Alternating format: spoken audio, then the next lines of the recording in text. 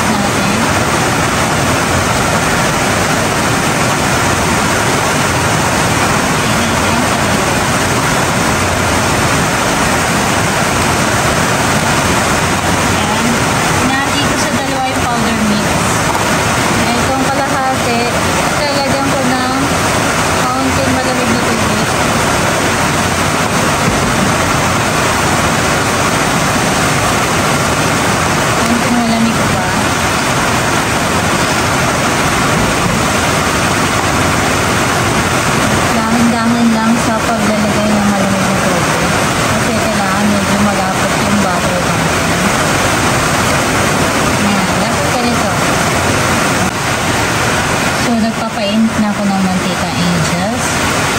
Ito na yung marinated natin na pusit. Meron ako dito isang organic egg. Lalagay ko lang siya dyan. So, ihalo lang natin siya dyan. Pati yung red niya.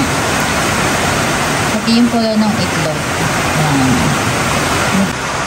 So, ito yung aking setup ngayon, angels. Una muna natin gawin.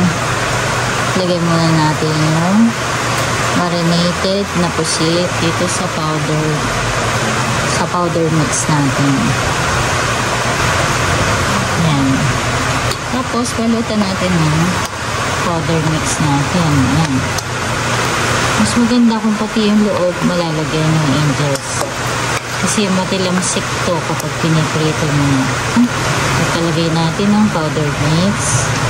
Ayan. Ito yung loob meron na. Pagkalagay natin ng powder mix, dito naman sa butter natin ilalagay. Pagpagin lang natin yung mga excess na mga powder mix. Ayan. Tapos, balutan natin ng butter natin. And then, ayun, kung nakikita nyo, meron ako doon sa dulo na, salaan na. Kasi, mabilis lang dapat to iprito, angels, para hindi rin tumigas yung laman ng pusit. So, yan. Nabalutan na natin ng butter natin na ginawa. Tapos, itong nabalutan na natin ng butter, huhulog ko na sa mantikang mainit. Para mag-start na siyang mag-fry, mag-prito.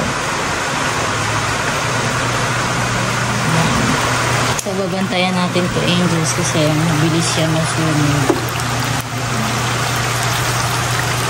Yan, oh. Ganda ng pagkabalot niya. Pag maganda yung pagkabalot nyo, hindi siya mamimilansik. Ayan. Pag ganyan na yung kulay niya, pwede na yan, angels.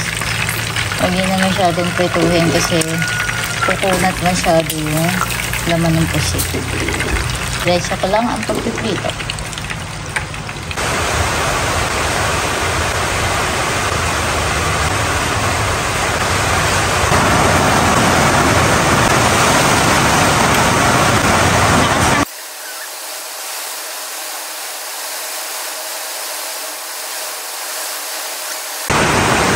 Ito na, angels, ang ating crispy calamares.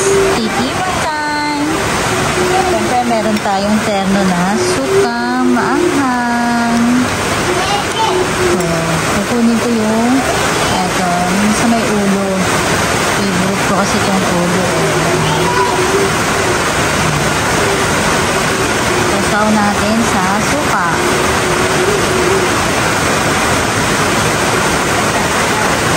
Tikman ko na, angels.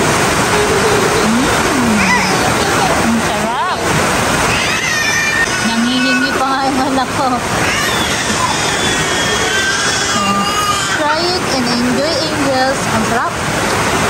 Yes, bye tayo.